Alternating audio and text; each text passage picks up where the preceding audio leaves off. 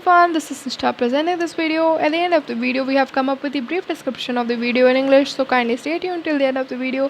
नमस्कार मित्रों, मैं निष्ठा एक बार फिर आप सभी के समक्ष अपने गुरुदेव पंडित श्री राम शर्मा आचार्य जी की पुस्तक ऋषि चिंतन के सानिध्य में से एक और अध्याय प्रस्तुत करने जा रही हूँ।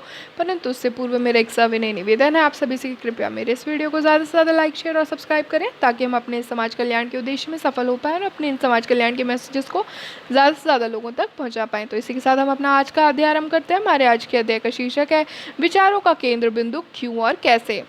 एक ही बात एक को भोग की ओर आकर्षित करने वाली होती है और दूसरे को त्याग की ओर। इससे स्पष्ट है कि वह शक्ति घटनाओं में नहीं, हमारे विचारों में ही है। विचारों का ही मनुष्य बनता है और उन्हीं से बिगड़ता भी है। अतः जीवन में हर एक समस्या, हर एक घटना पर, चाहे वह कितनी ही तुच्छ और साधारण क्यों न जान पड़े, मनन करना आवश्यक है, उसका महत्व समझना आवश्यक है। प्रत्येक कार्य के कारण पर विचार किया जाए कि ऐसा हुआ तो क्यों हुआ और ऐसा नहीं हुआ तो क्यों नहीं हुआ। अमुक मनुष्य अमुक कार्य कर सकता है तो मैं क्यों नहीं कर सकता, उसमें और मुझ में किन किन बातों का क्या अंतर है, मेरी और उसकी कार्य प्रणाली में कहाँ सामंजस्य है, कहाँ मन विषमता है, मेरी त्रुटि कहाँ है, मैं कैसे वैसा कर सकता हूँ या बन सकता हूँ। मैंने अमुक समय में वह कार्य किया तो क्यों किया, मुझे अमुक विचार आया तो क्यों आया, और अमुक कार्य या विचार नहीं हुआ तो क्यों नहीं हुआ।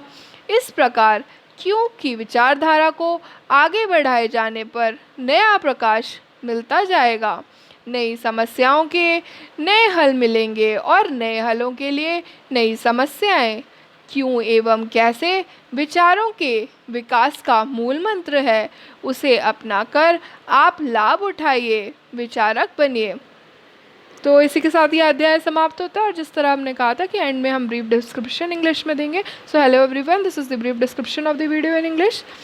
Today, the lecture which we have, the topic which we have gone through talks about the power of our thoughts. Same thing can be perceived in a positive as well as a negative way. It is the beholder's vision and the perspective. So this makes it pretty clear that thoughts are more powerful than any situation of life.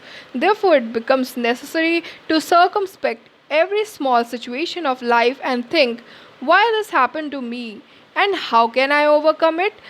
Why can't I do it when some Tom, Dick and Harry can? Where did I lag behind? What is his strategy? Where did I miss? What should be my next plan of action? This conflict between whys and hows is the magical secret behind the development of our thoughts. So just take the advantage of it and be a thoughtful person and create a powerful mind. But remember, these thoughts must always be in a positive direction. So that's it, guys. Thank you for giving me a patience hearing. Thank you all.